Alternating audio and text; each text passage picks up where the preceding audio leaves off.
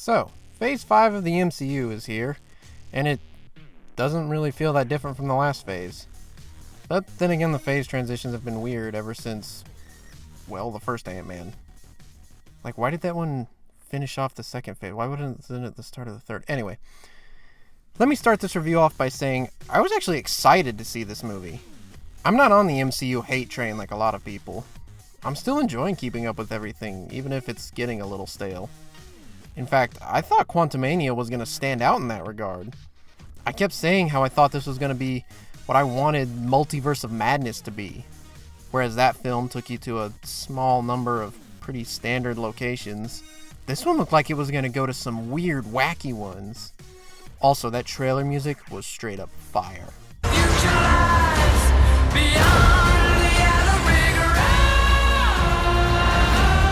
I am such a sucker for remixed trailer music, especially when it goes with the theme of the movie. But that's the thing. The way they use the song, it seems to me like it's about going into a strange, unknown world beyond the yellow brick road. And they kinda gave us that.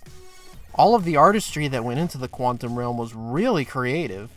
The costumes, the production design, and the visual effects are all top-notch. But the problem is that they're just not the focus. The focus is on the story, and the story is just not very engaging.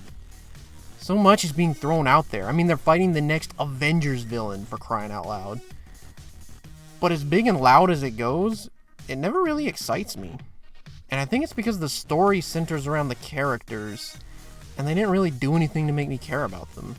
The quantum people are so glossed over that I forget about them most of the time. And the main characters start out just so unlikable. Yeah, for some reason they're all busting Scott's balls for not doing anything since saving the world. Other than, writing a book about it. That's an accomplishment! Have you ever written a book? I haven't, because it's hard! Can't the man rest on his laurels?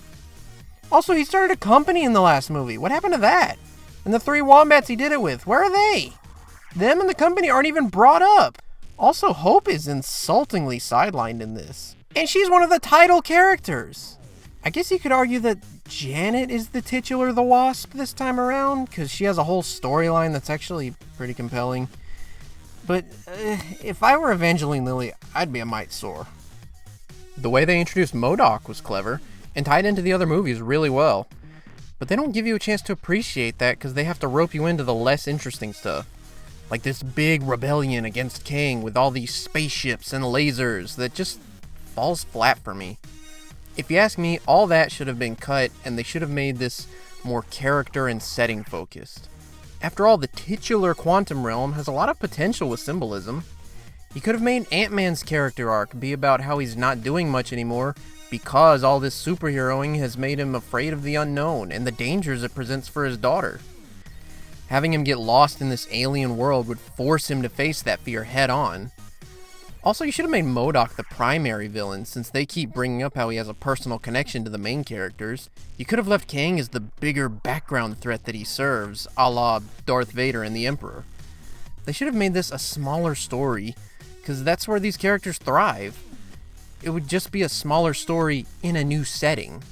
Instead of a big rebellion, they could have done something like a prison break. Yeah, they bail Cassie out of jail at the start of the movie, and Hank has a line like, "I would have just busted you out with ants." Then they have some intelligent ants get sucked down with them, and they have this big reveal you can see coming a mile away, where Hank reunites with them. Bring that full circle and have them help break everyone out of Kang's jail, and maybe have a classic Ant-Man heist where they steal something he needs to invade Earth, and they use it to get back home instead. It just feels more like an Ant-Man story to have him try to sneak past the villain instead of leading an army against him. Also, put Luis in there. He's my brother's favorite character from these movies, and he's awesome. He could do one of his little recaps where all the other characters talk with his voice, but this time it's crazy aliens. That would be funny, I think. Well, those were just my thoughts after watching this movie. What'd you think? Agree? Disagree? Think I'm stupid? Let me know in the comments.